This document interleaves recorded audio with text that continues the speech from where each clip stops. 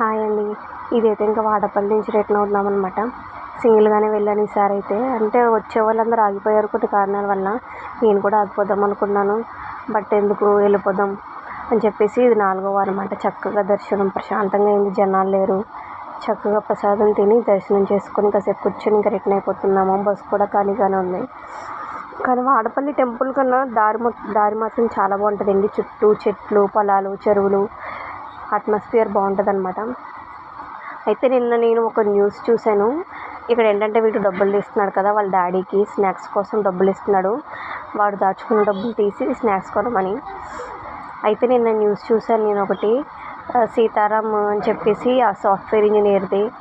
నిజంగా చాలా బాధ కలిగింది. ఇలాంటి వాళ్ళు కూడా ఈ రోజుల్లో ఉన్నారా అని చెప్పేసి. అయితే తను ఒక సాఫ్ట్వేర్ ఎంప్లాయీ, అలాగే తన భార్య కూడా సాఫ్ట్వేర్ ఎంప్లాయీ అంట. నెలకి 2 lakhs పైన వస్తుంది శాలరీ. ఇన్ని ఉండి కూడా ఆవిడే అలాంటి పనులకి వెళ్ళిందంటే సిగ్గుచేటు నిజంగా.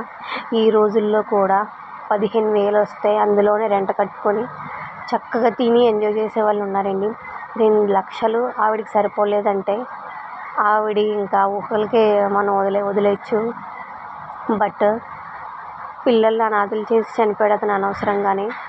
దానికి బదులు ఆవిడ మీద కేసు పెట్టి కొన్ని ఏదో పెద్దల్లో పెట్టి విడాకులు ఇచ్చి చక్కగా పిల్లలు పెంచుకున్న హ్యాపీగా ఉందరేమో వాళ్ళు. ఆవిడ మీద కోపంతో అతను చనిపోయాడు, కానీ తిరిగి ఏమొస్తుంది? ఏమీ రాదు.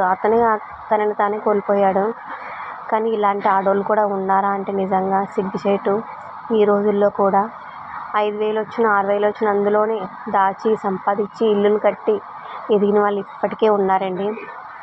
వాళ్ళని చూసి సిగ్గు తెచ్చుకోవాలి అలాంటి వాళ్ళందరూని. 2 లక్షలు సరిపోలేదా? అయ్యో బాబోయ్, నాకు ఆ మాట వినగానే ఫ్యూజులు ఎగిరిపోయినాయి.